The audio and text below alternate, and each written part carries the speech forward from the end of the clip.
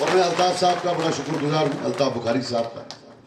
उन्होंने हमें सपोर्ट दिया, उनके लोग यहाँ आए हैं, बहुत ज़्यादा सपोर्ट दिया। और ये जो जालिमों के खिलाफ हमारी मुहिम है, इसमें वोट को टूटते नहीं।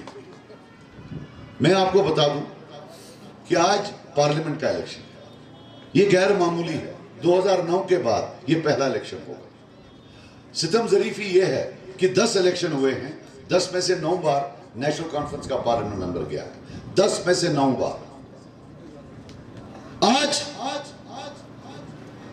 इम्तिहान मेरा नहीं है, खुदा की कसम इम्तिहान अवाम का, कि दुनिया भी देखेगी कि अवाम है कैसी, कि वो बंदे जो नाम तक नहीं आपका 5 साल लेते, जो पूछते तक नहीं है आपको, और आप फिर उनको वोट देते। जब जुल्म हद से ज्यादा बढ़ जाए तो जालिम से ज्यादा जो मजलूम होता है उस पर सवाल उठता है कि क्या वो जालिम बड़ा है या आपके पास जुल्म सहने की ज्यादा ताकत है। आप उड़ी के मामले देखो, किसी के लिए पार्लियामेंट मेंबर अहम हो या ना हो, आपके लिए है, क्योंकि आपका सब कुछ, आपका जो तेल था, जैसे सऊदी अरब का तेल है, आपका पानी है, वो इन्होंने एनएचपीसी को दे रखा। स्टेट गवर्नमेंट का कोई लेना देना नहीं है।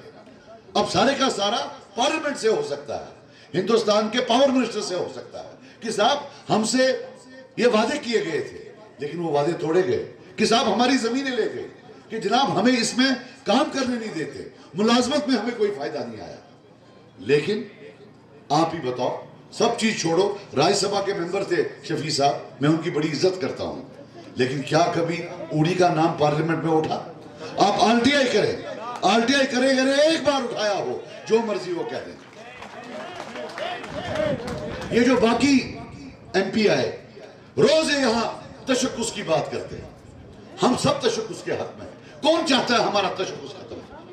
लेकिन जहां बात करनी है, यानी कि पार्लियामेंट, ये बताइए वहां बात की या नहीं की? पिछले 4 साल में मैंने आरटीआई किया तो अल्फाज 370 इन 3 एमपीओ में से किसी ने भी एक बार वहां इस्तेमाल नहीं किया है। सिर्फ आकर यहां हमें धमकाते हैं कि हम तशक्कुस वापस लाएंगे। अल्फाज 370 इन्होंने 3 साल में कभी इस्तेमाल नहीं किया, सिर्फ अखबारों में बयान देते हैं। भाई मैं आपको एक बात बता दूं, आपको पता मेरा गुनाह क्या है? मेरे पर इतने इल्जाम क्यों होते हैं? जरा बोलो क्या?